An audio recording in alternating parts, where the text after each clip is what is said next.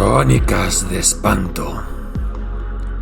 Bienvenidos a la casa del terror. Orgánicos de viva voz. Comenzamos.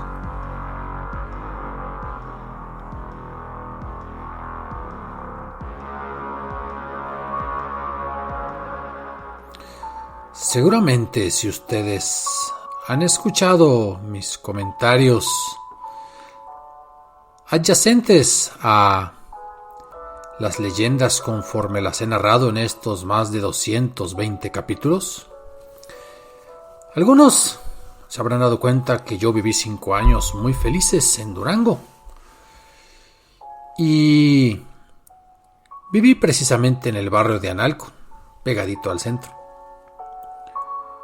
Cruzaba rumbo a el área de Catedral y del centro histórico para diversas funciones, acciones, trabajos, clases de inglés. Y había un lugar que la gente de ahí le llamaba, y supongo le llama, Las Moreras, Las Alamedas.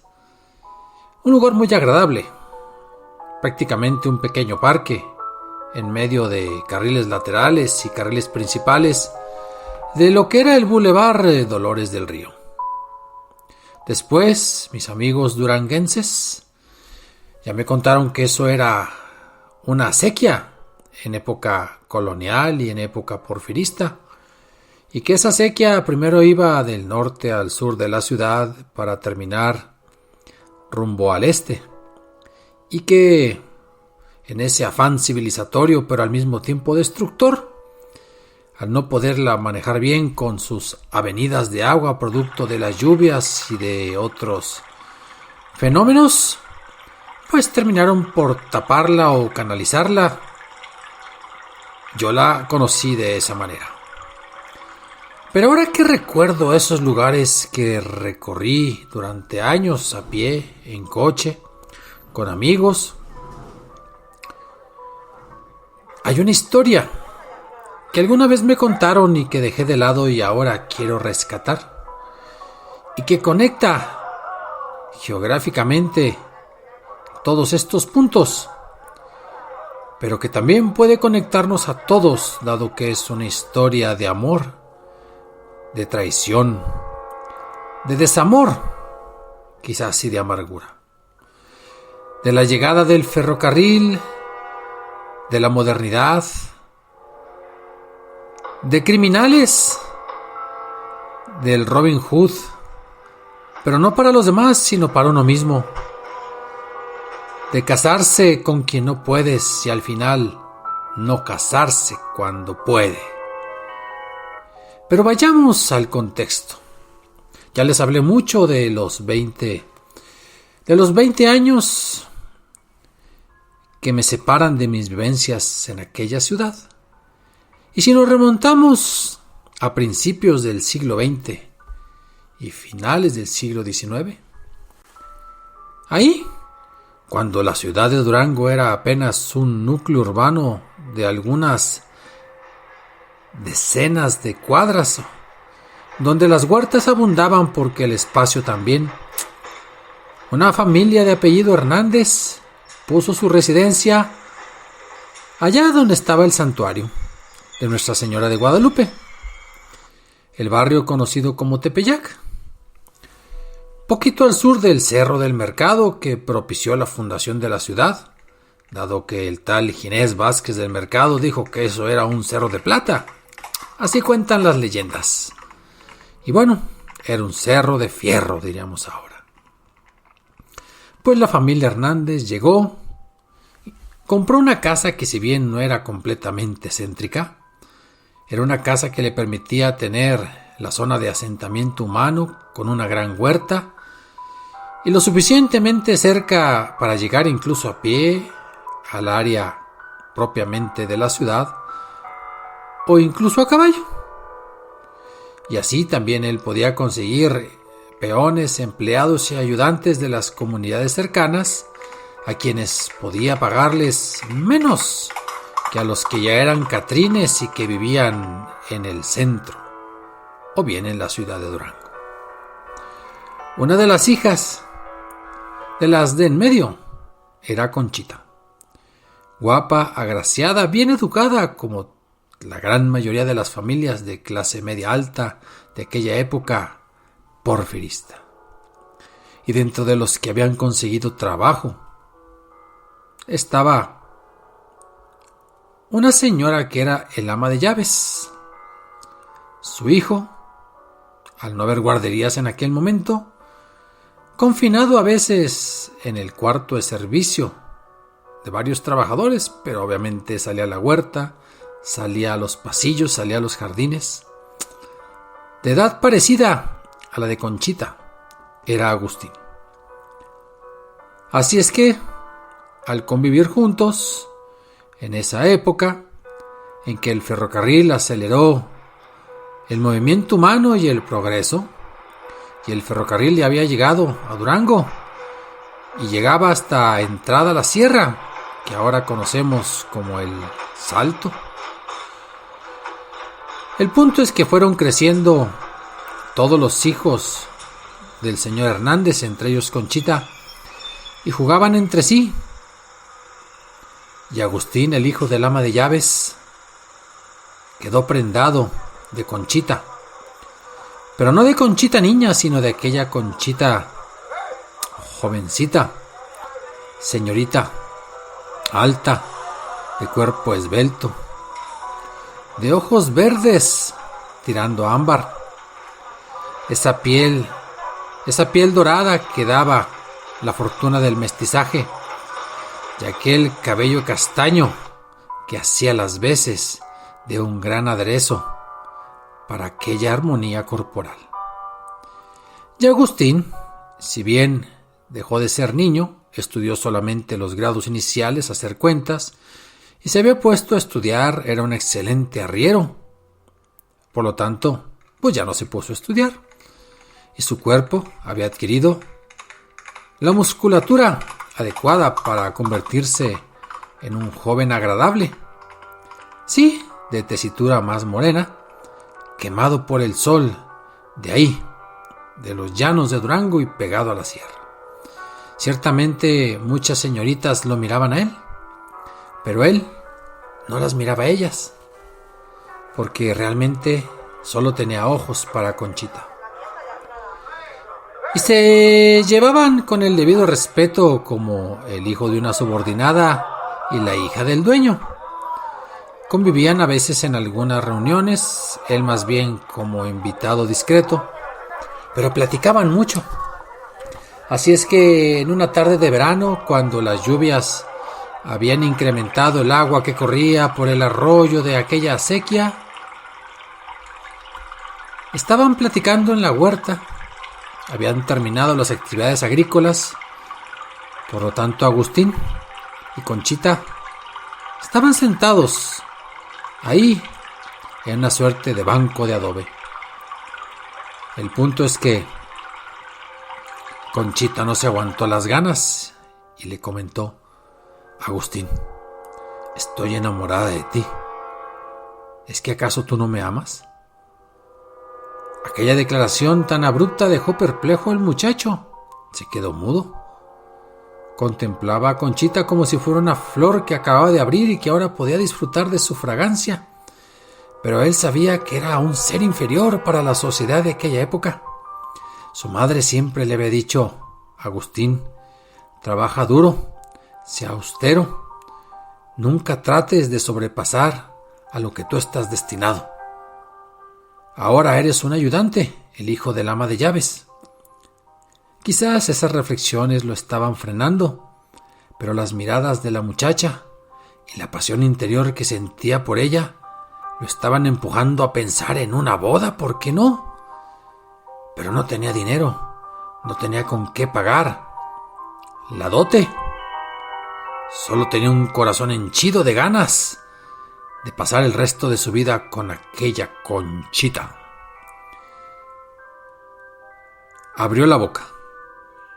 Yo también te amo, Conchita. Vamos a ver cómo lo resolvemos.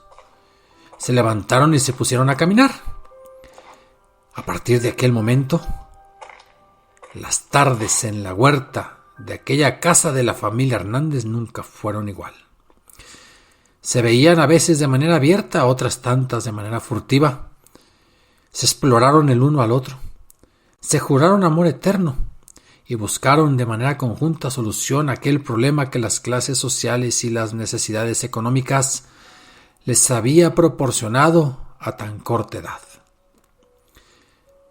El punto es que ya una tarde después de estos devaneos amorosos, Agustín le dice a Conchita: «Amor mío, nuestra relación no puede seguir así. Mírate, tú eres rica, de familia poderosa. Yo soy pobre, un simple ayudante, un peón. Obviamente que ni tu padre, y en mi caso mi madre, que ya no tengo padre, aprueban este noviazgo. Lo van a descubrir y será un escándalo. La única solución que se me ocurre, Conchita, es que yo encuentre la manera de hacerme rico en poco tiempo y venir a casarme contigo, ahora sí, con todos los argumentos y todas las de la ley. Pero, Conchita, júrame por favor, delante de mí, que esperarás el tiempo que sea necesario, que no te casarás con nadie, porque aquí, ante ti y ante el cielo que me ve y es el testigo que no puedo evitar ni rechazar, afirmo que tú serás mía y solamente tú, nadie más, será mía». Aquella expresión de amor y esa promesa hizo que Conchita quedara callada un largo rato. Sí empezó a llorar, porque no le parecía una buena idea esperar, no sabía cuánto tiempo.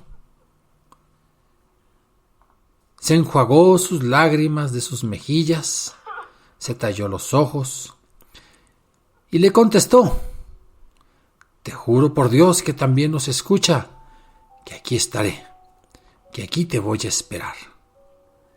Los dos empaparon su rostro con las lágrimas porque siguieron besándose, conociéndose, explorándose el uno a otro como aquellas almas gemelas que no se habían encontrado con el paso de las centurias y las reencarnaciones, y que el destino les ha proporcionado aquellos momentos casi inverosímiles. Y con la marcha nupcial en la mente de ambos, se despidieron. Pero pasó algo extraño, como que Conchita no se imaginaba cómo se iba a convertir en realidad aquella promesa. Se fue a dormir y al día siguiente, ¿que dónde está Agustín?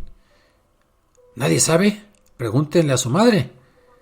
Y van por la ama de llaves: «Señora, oiga, ¿dónde anda Agustín?» La señora Elena: «No sé, no me dijo nada». El punto es que había desaparecido. Faltaba también un caballo de las cuadras de la huerta o de las instalaciones aledañas.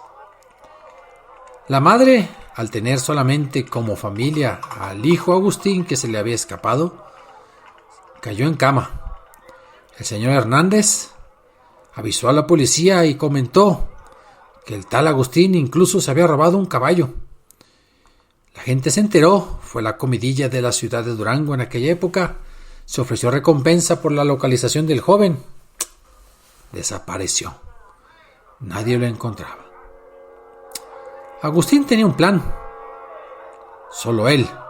Nunca lo compartió. Y él sabía que en aquella sociedad de clases, si alguien no tiene dinero, nadie le presta.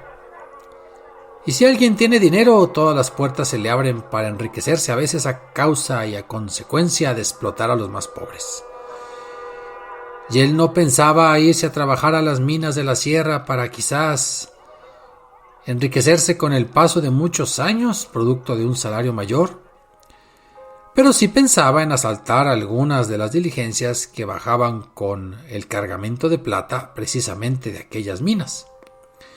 Así es que se encaminó hacia el norte, como de Durango rumbo a Parral, pasando por Canatlán, Santiago Papasquiaro, porque por ahí rondaba un famoso asaltante, Nacho Parra. Y así es que llegando a donde le habían comentado que a veces se aparecía, pues llegó con Nacho Parra Se presentó, le ofreció sus servicios como ayudante, y hay que decirlo, aquel Nacho Parra pues era buena gente con aquellos que le simpatizaban, y la osadía de aquel joven Agustín, llegando hasta su guarida ahí en el cerro que está pegado a la Sierra de la Silla, donde tenía la cueva Nacho Parra, le dijo: bueno, ¿y qué has hecho en estos días para encontrarme? Buscarte. ¿Y cómo te mantuviste? Pues ahí maté un par de conejos y raíces y frutas silvestres. Nacho Parra le dijo: bueno, ¿qué tal sabes disparar? No muy bien, pero puedo aprender. Y empezó a probarse. Y por lo pronto pasó a formar parte de la gavilla. Ese amor que sentía por Conchita lo hizo cometer el acto que finalmente podría matar de tristeza a su madre, porque se convirtió en un bandolero. Y así pasaban las diligencias y llegaba a caballo él con los demás, con Nacho Parra, disparaban, gritaban, bajaban a las personas de la carreta, incluso a veces llegaban hasta la famosa estancia de Chupaderos, ya muy cerca de la ciudad, y por ahí en el cerrito que estaba atrás de la estancia salían de manera súbita, cometían el asalto relámpago y se pelaban para el norte del estado. Ya cuando la policía había escuchado el chisme y pues llevaban las patrullas a caballo también, buscándolos, ya no los encontraban. Se dice que era el más valiente y el más avesado. Y mientras el tal Agustín formaba parte de aquel grupo asaltante, algo pasaba en la residencia de los Hernández. Que lo que pasaba era que precisamente su padre tenía otros planes para su hija. Ignorante cómo estaba de la situación amorosa de estos dos pubertos. Y en una de esas llegaron invitaciones, fueron a bailes, una familia en especial llegó a comer a la casa de los Hernández, y entre los cotilleos de Durango se hablaba del señor Curbelo, el joven Curbelo. Él es el que había llegado, invitado a comer. Conchita no estaba al respecto enterada. Sabía que sus hermanas mayores ya se habían casado y, como dice el dicho, chiva quedada sí es brincada. Sabía que le tocaba a ella, pero ansiosamente esperaba que pronto regresara Agustín con alguna cantidad. Ella se lo imaginaba ya como comerciante. Esa era otra forma, quizás ingenua en su mente, de enriquecerse en poco tiempo. Pero no digamos más. Se hicieron las presentaciones de rigor. El señor Curbelo observó a Conchita con mayor detenimiento. En estas épocas diríamos que hasta con descaro. Nadie hizo ningún otro guiño. Se pusieron a cenar. Se sirvieron platillos típicos, caldillo durangueño, una carne muy rica. Al final, ya lo saben, unas copas de fino coñac a los visitantes. Se separaron las mujeres, pero antes de eso, casi al terminar la cena, el señor Hernández le dice a todos que guarden silencio. He decidido que mi hija Concepción se una en matrimonio con el señor Curbelo. El motivo de esta comida es precisamente hacer del conocimiento de todos esta boda, la cual se efectuará prácticamente el siguiente domingo posterior a la Cuaresma. ¿Están todos avisados, Conchita?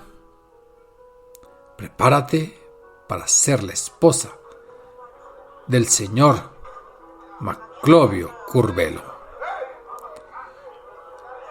Se hizo el chisme, hubo aplausos. Conchita soltó unas lágrimas, creyeron que de felicidad, pero eran lágrimas de frustración. Se fue a llorar a su cuarto. La boda, pues, pasando la Cuaresma, empezando la Pascua, Fue todo un acontecimiento social de la época. Conchita nunca pudo decir nada, porque pues quién le iba a hacer caso y le iba a creer. Y en contra de su voluntad quedó unida en matrimonio, rompiendo aquel juramento que le había hecho Agustín. Pero habían pasado algunas semanas después de esta boda, cuando allá por Canatlán, en una persecución de los rurales en contra de la gavilla de Nacho Parra, hubo balazos, hubo heridos, hubo muertos. Y en medio de la dispersión de la gavilla cayó en manos de la ley, por lo menos el cuerpo de Nacho Parra. Así es que Agustín, al ver eso, rápidamente acudió a la guarida, tomó todas sus ganancias, el oro y la plata que había acumulado producto de los asaltos.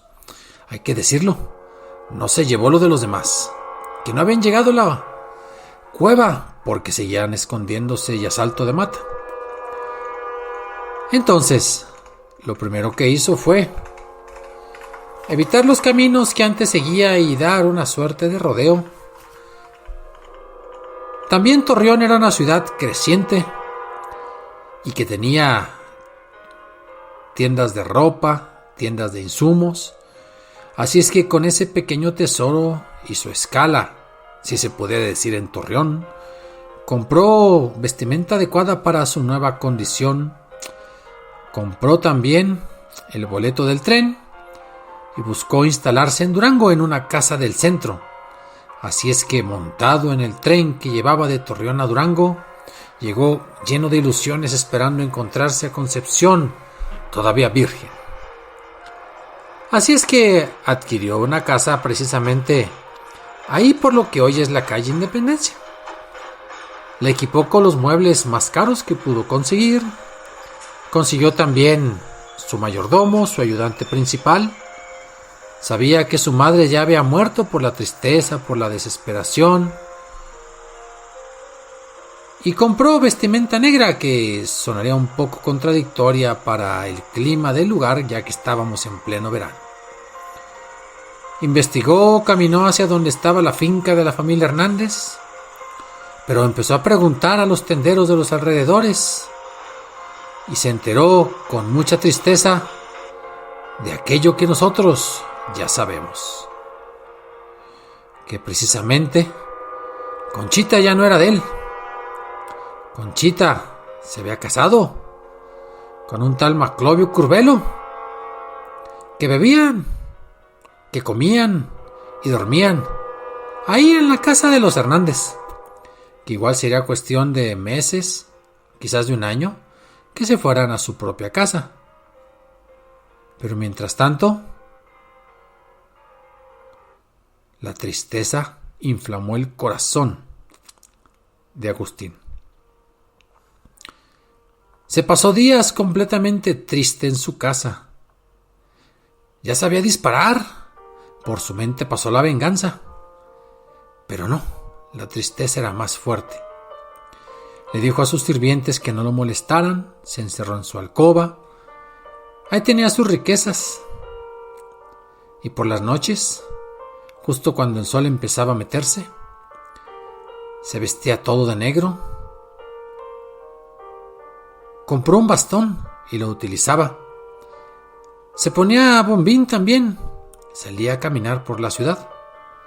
Así vestido, nadie lo reconocía como el peón Agustín, aquel joven mozo que hará cosa de 4 años se había alejado.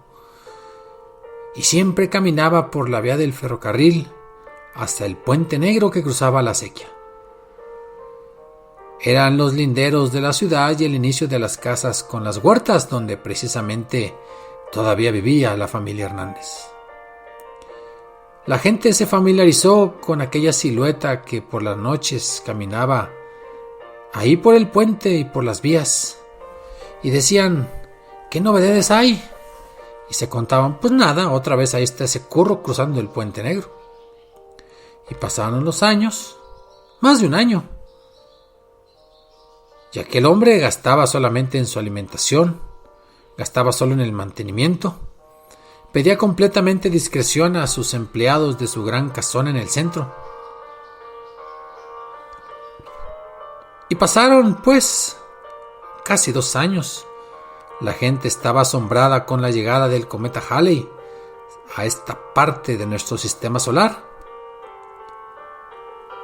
Y la gente, en medio del chisme, vamos a decir así, nacional, se sintió interrumpida por un chisme local. Porque una noche se oyeron disparos ahí por la vía del tren, por la cercanía del Puente Negro. Y a la mañana siguiente, el vecindario y las casas cercanas se alarmaron. Se acercaron todos ahí, a donde estaba el puente, y empezaron a hacer de mientes y de cotilleos, porque se encontraron los cuerpos de 3 personas. El cuerpo de Agustín, el cuerpo del señor Maclovio Curbelo y el cuerpo de Conchita. Pistolas, ¿sí? Y disparos en las 3, otrora, almas vivas. Nunca se supo quién empezó matando a quién, o de qué manera, o cómo fue aquel incidente, o que si la boda, o que hasta si eso fue un triángulo amoroso, o si fue una ejecución con un posterior suicidio. Todo quedó en el misterio. Y los vecinos del barrio de Tepeyac, así como aquellos que residían pues, al final de la calle Independencia y en las cercanías a la estación del tren, se quedaron con la versión de que un triángulo amoroso provocó el enojo del señor Curbelo y que quedaron de verse para ajustar cuentas, pero Conchita había acudido y había pedido que no iba a matar a ninguno de los 2 hombres, el otro porque eran los 2 amores de su vida. Vaya usted a saber.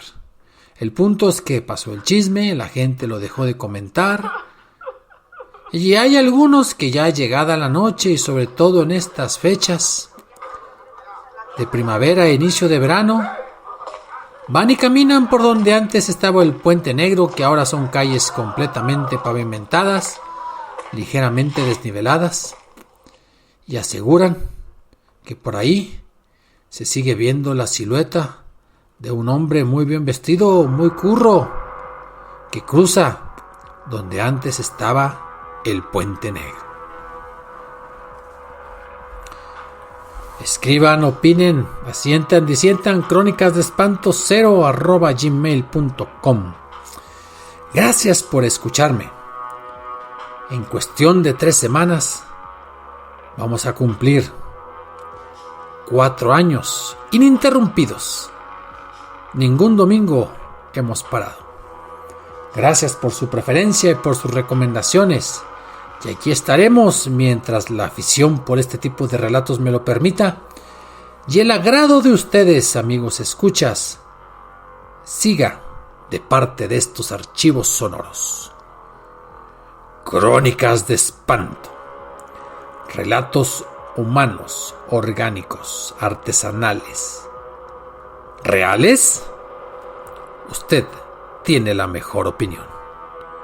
Hasta la próxima.